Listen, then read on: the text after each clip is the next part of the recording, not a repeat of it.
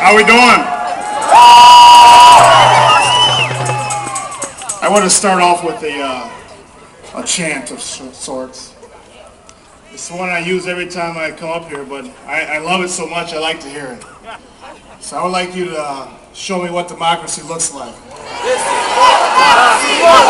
Show me what democracy looks like. This is what democracy looks like. Show me what democracy looks like. This is what democracy looks like. Okay, let's change it up a little bit now. So I want this half to say, show me what democracy looks like. Then I want this half to say, this is what democracy looks like. So just split yourselves in the middle. However you do that, that's fine. So on the count of three, this half, I want you to say what? And then this half. Democracy looks like. I said count of three. 1, 2, 3, go. This is what democracy looks like. This is what democracy looks like. Come on, louder, louder. This is what democracy looks like. This is what democracy looks like. This is what democracy looks like. Yeah. There we go. Now I think Governor Walker can hear us. But I've said it a couple of times, and I think Governor Walker wants us to show us what hypocrisy looks like. But I want to know, is anyone surprised? Is anyone surprised about what happened yesterday or today? You shouldn't be. Because we knew all along. 22, we've been here 22, 23 days. We knew, 24, thank you. We knew all along that this was not about the money, but this was about union busting. And that is disgusting. Union busting. But we always knew this was not about the money. This is about union busting and taking away workers' rights from the middle class. And we are not going to let that happen. Right? We are not going to let that happen. So I have another question for you. Is anyone discouraged? No! Is anyone discouraged? No! We should not be discouraged. No! Our resolve has to be deeper. Yes. Our passion stronger. Yes. And we have to keep coming. Because I said earlier, this is a football game. And a football game is 4 quarters. Now earlier this morning I gave them 3 points. Well, now we have to give them 6 points. We'll give them 6. No, you're supposed to boo on that. That's better. But I'm going to tell you, right now it's 6-0. But we have a hell of a coach in Joe Conway Jr., our president of Local 311. We have one hell of a quarterback in Phil Noonfeld, AFL-CIO president. And I'm going to volunteer to be the running back. And our defensive line, oh, it's unbelievable. Look at all the firefighters we got behind us here.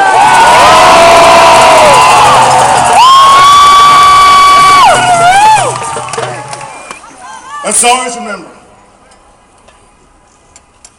as the good book says, the race is not given to the swift, neither to the strong, but he that endures to the end. Right? Now that's from the good book.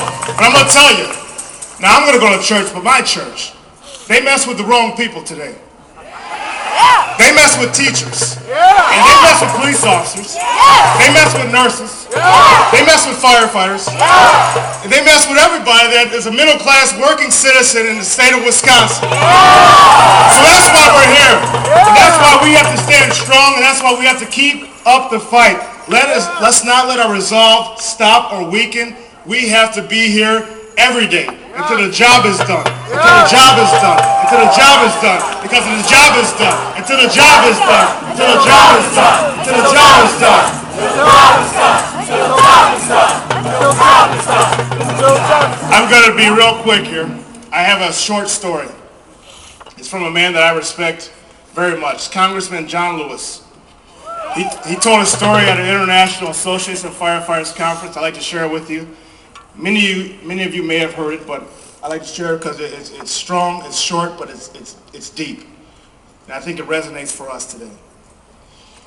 When he was a young boy, he grew up in a shack. Now imagine that, growing up in a shack.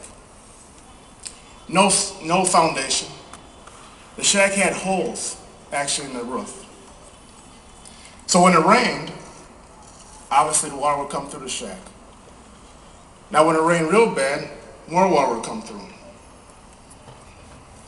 One day it rained so hard, and there was a storm that came, that hail, sleet, snow, water came through. Now remember, this shack is not on a good foundation. So now they start rocking back and forth. They're rocking to the left, they're rocking to the right. His mother tells him, hold on, don't let go. Hold on, don't let up. Hold on, push, pull, hold on. Now this is a shack, mind you. Now, I don't think there's many of us, there could be some that have lived in a shack. I know I didn't, but just imagine that. But he realized that in order to survive, he needed to hold on. He needed to push. He needed to endure. And that's what's got to resonate for us. We need to hold on. We need to push. We need to pull. We need to stand in, stand down, make sure we're all together. He said people must have the desire to get out there. That's what we're doing. We're out there. People must have the desire to get out there. Push and pull, to never give up. Never give up, never give in. Never get lost in the sea of despair. Never give up, never give in. Never give up, never give in. Never give up, never give in. Never give up, never give in. Never give up, never give in. Never give up, never give in. Come on, louder. Never give in, never give up, never give in. Never give up, never give in. Never give up, never give in. Never give up, never give in. Never give up, never give in. Never give up, never give in. That's from a famous congressman who's been a congressman now since 1987. So if he can do it, I know we can do it. So let's keep it up.